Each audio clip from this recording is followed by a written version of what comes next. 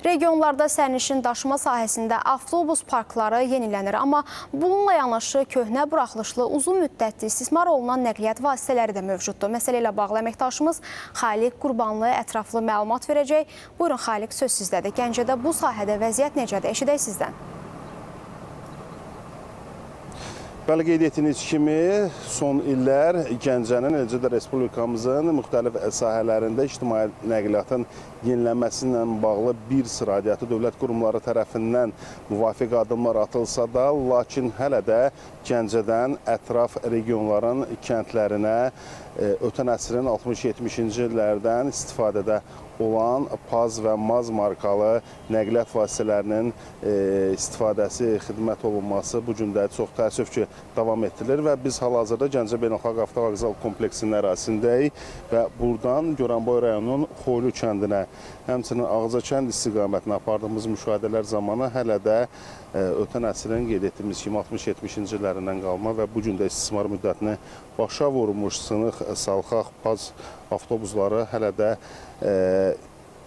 vətəndaşlarımız ünvanlara getməyə məcbur olurlar və bu da nə vaxtsa vətəndaşlarımızın sorğu aparmışıq və sorğudan da məlum olur ki, sərnişinlər nə vaxtsa bu yolları komfortlu avtobuslarla gediş gələcəyi günü böyük həvəslə gözləyirlər. Kadrlarda da gördüyünüz kimi hazırda Gəncənin yenilənən ictimai nəqliyyatıyla biz ötən əsrdən, Sovet dövründən qalmış nəqliyyat vasitələrini müqayisə etməyə çalışırıq və qeyd edim ki, bununla bağlı aidiyyatı dövlət qurumu olan və cavabdeh qurumu olan Azərbaycan Yerüstü Nəqliyyat Agentliyinə sorğu ünvanlamışıq və Azərbaycan Yerüstü Nəqliyyat Agentliyinin yerli qurumlarına verilən məlumata görə bütün xəttlər üzrə Gəncədə mərhələli şəkildə müsabiqəyə çıxarılır və bunun nəticəsi olaraq hazırda şəhər ətrafı xəttlər üzrə avtobus parkı keçən illə müqayisədə təqribi 15 yaş cavanlaşmışdır deyə məlumatda